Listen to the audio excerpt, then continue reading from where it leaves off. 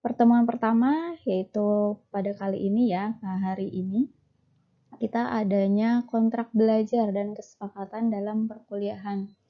Nah, serta saya juga akan menyampaikan beberapa mata kuliah yang akan kita pelajari 1 semester ke depan. Karena pertemuan kali ini kita hanya by record, nanti teman-teman di akhir penyampaian yang telah saya sampaikan bisa boleh menanyakan apa yang ingin teman-teman mahasiswa tanyakan, baik melalui via grup WA ataupun langsung WA pribadi ke saya. Begitu ya, teman-teman. Jadi di sini kemampuan akhir yang diharapkan yaitu kesepakatan dalam perkuliahan. Nah, nanti untuk lebih jelasnya kesepakatan apakah misalnya 1 minggu sekali nanti kita akan ada tes atau misalnya tugas di akhir perkuliahan atau bagaimana, dan selanjutnya apakah absen melalui siakat itu dibuka 1 minggu selama 1 minggu atau bagaimana. Sebelumnya saya biasanya dalam mengajar kelas setiap mata kuliah saya akan buka 1 minggu di siakat.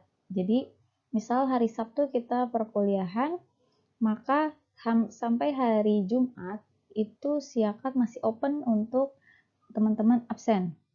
Nah, jadi untuk Sabtu ke depannya udah mulai pertemuan kedua lagi, dan berikutnya Jumat saya tutup kembali dan pertemuan selanjutnya saya buka lagi di Sabtu kemudian. Jadi seperti itu. Jadi untuk teman-teman yang mungkin sibuk atau agak lupa untuk absen pada hari Sabtu, jangan khawatir karena absen masih saya buka sampai hari Jumat. Begitu. Dan untuk materi apa saja yang akan kita ajarkan, saya mungkin akan menyampaikan beberapa materi by record seperti ini melalui PowerPoint, dan juga ada makalahnya atau papernya yang saya akan upload di Siakat. Oke, gitu. Ini pertemuan pertama ya, kesepakatan apa saja yang dipelajari, dan juga ketentuan-ketentuan yang harus kita patuhi bersama-sama. Selanjutnya di pertemuan kedua saya akan membahas tentang ruang lingkup sistem ekonomi. Dan di sini ada beberapa poin, ada 5 poin yang saya akan jelaskan. Yang pertama, definisi sistem ekonomi. Yang kedua, konsep sistem ekonomi. Yang ketiga, fungsi sistem ekonomi. Yang keempat, komponen sistem ekonomi. Dan yang kelima, sistem ekonomi dan sistem politik. Di sini saya membahas tentang sistem ekonomi secara konvensional, dan selanjutnya di pertemuan ketiga akan saya membahas sistem ekonomi yang perspektif Islam, di mana ada beberapa poin yang saya akan jelaskan. Di sistem ekonomi Islam ini, yang pertama tujuan pembelajaran, pendahuluan masalah pokok ekonomi Islam, karakteristik ekonomi Islam, pilar ekonomi Islam, tujuan ekonomi Islam, nilai-nilai dan dalam ekonomi Islam, serta prinsip dasar ekonomi Islam, gitu ya. Jadi memang judul dari mata kuliah kita adalah sistem ekonomi Islam, tetapi dalam materi yang saya ajarkan akan membahas tentang konvensional dan juga Islamnya. Jadi kita akan mendapatkan dua sisi dari konven dan juga syariah. Selanjutnya di pertemuan keempat kita akan membahas tentang perkembangan sistem ekonomi di Indonesia, di mana ini ada 3 poin. Yang pertama, era baru ekonomi global. Yang kedua, perkembangan sistem ekonomi dengan demokrasi Indonesia. Dan yang ketiga, kebijakan moneter dan fiskal dalam perkembangan sistem ekonomi Indonesia. Di sini saya akan membahas pertemuan keempat lebih kepada real sistem ekonomi yang Indonesia jalankan, yaitu bagaimana dalam membangun sistem ekonominya dan menjalankan kebijakan ekonomi moneter dan fiskal dalam sistem ekonomi di Indonesia. Selanjutnya pertemuan kelima itu ada tentang perubahan struktur ekonomi Indonesia, di mana saya akan membahas tentang rancangan pertumbuhan ekonomi Indonesia, pembangunan ekonomi di Indonesia, pertumbuhan krisis, dan era Orde Baru Ekonomi Indonesia ini antara tahun 97 sampai tahun 2008. Yang mana kita tahu ya, di situ ada resesi pada tahun 97, 98 hingga tahun 2008. Di poin ketiga ada ekonomi Indonesia di tengah krisis 2015. Nah, di sini kita terdampak kembali Indonesia krisis, di mana krisis dunia dan kita pun mengalami krisis juga.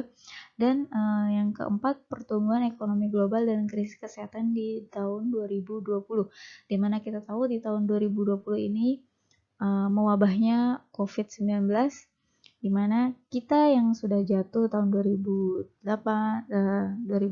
terus 2009, jatuh lagi di 2020, di mana kita sudah mulai bangkit dan jatuh kembali di tahun 2020. Itu akan kita bahas di pertemuan kelima. Selanjutnya di pertemuan ke-6 kita ada UTS, ujian tengah semester. Nah, ujian tengah semester ini soal-soalnya mengenai pertemuan kedua sampai pertemuan kelima yang sudah telah saya sampaikan, baik berupa paper ataupun PowerPoint yang saya sampaikan ke teman-teman semua. Untuk nanti penyampaian tugasnya dalam UTS itu seperti apa, nanti kita diskusikan kembali ya dalam WhatsApp group ataupun nanti bisa di kesempatan selanjutnya. Selanjutnya di pertemuan ke-7 di sini saya akan membahas tentang sistem keuangan dan moneter. Sini sistem keuangan Indonesia, poin pertama, dan yang kedua kebijakan moneter Indonesia. Nah, dua kebijakan ini harus dijalankan untuk menyeimbangkan sistem keuangan, menyeimbangkan sistem ekonomi yang ada di Indonesia. Selanjutnya pertemuan ke-8 ini ada instrumen peran pemerintah dalam kerangka ekonomi Islam, kebijakan fiskal dan moneter syariah. Nah, di sini saya membahas tentang perspektif dari ekonomi syariahnya ya. Dimana ada beberapa poin. Yang pertama, kebijakan fiskal dalam Islam itu seperti apa? Kebijakan fiskal di Indonesia, kebijakan fiskal dalam kerangka ekonomi Islam di Indonesia, kebijakan moneter dalam Islam. Yang kelima, makna, tujuan, dan fungsi kebijakan moneter. Dan yang keenam, aplikasi pokok-pokok ekonomi Islam dalam moneter Islam. Dan terakhir, transmisi kebijakan moneter Islam. Nah, di sini dari sisi ekonomi syariahnya atau ekonomi Islamnya itu kebijakan fiskal dan moneter itu seperti apa? Nah, itu akan dibahas di pertemuan ke-8. Selanjutnya pertemuan ke-9, di sini ada peran pemerintah dalam kerangka ekonomi Islam. Nah, ada 5 poin. Yang pertama, peran dan fungsi pemerintah. Yang kedua, rasionalitas peran pemerintah dalam perekonomian. Yang ketiga, ruang lingkup peran pemerintah dalam kerangka ekonomi Islam. Yang keempat, tujuan dan prinsip dasar yang berkaitan dengan fungsi ekonomi. Yang terakhir, pemerintahan dalam Islam. Oke, ya, pertemuan ke-10 saya akan membahas tentang perkembangan investasi di Indonesia. Kenapa perlu kita bahas? Yakni di sistem ekonomi Islam dan sistem ekonomi konvensional sangat diperlukan investasi, karena investasi di sini menunjang pemasukan atau APBN negara, dan juga untuk menyeimbangkan, menstabilkan keuangan negara. Nah, di sini ada perkembangan investasi di Indonesia. Yang kedua, hambatan pengusaha Indonesia dalam berinvestasi. Yang ketiga, perkembangan realisasi investasi di Indonesia. Selanjutnya, pertemuan ke-11 di sini ada penggunaan sektor pertanian di Indonesia, dan di sini juga kenapa saya membahas tentang sektor pertanian Indonesia. Tentunya di Indonesia masih banyak ya, maksudnya masih terbilang luas atau negara yang agraris. Di sini salah satu pemasukan negara yaitu juga dari sektor pertanian yang tinggi. Di sini akan saya bahas tentang peranan pertanian dalam pembangunan ekonomi. Nah, di sini sangat berperan penting dalam pembangunan ekonomi, yaitu dari sektor pertanian. Yang kedua, permasalahan sektor pertanian dan upaya pemecahannya. Yang ketiga, kebijakan pembangunan sektor pertanian dari waktu ke waktu. Yang keempat, sektor pertanian Indonesia dalam masa pandemi COVID-19. Jadi kita tahu sendiri ya, beberapa sektor industri, sektor pangan, jasa, dan lainnya sangat terdampak di masa pandemi COVID-19, tetapi salah satunya di sektor pertanian di sini sedikit bertahan dengan hasil buminya Indonesia, yaitu pertanian. Makanya dan dari materi ini saya membahas tentang sektor pertanian di Indonesia untuk membangun perekonomian di Indonesia. Baik, pertemuan ke-12 yaitu UAS atau ujian akhir semester.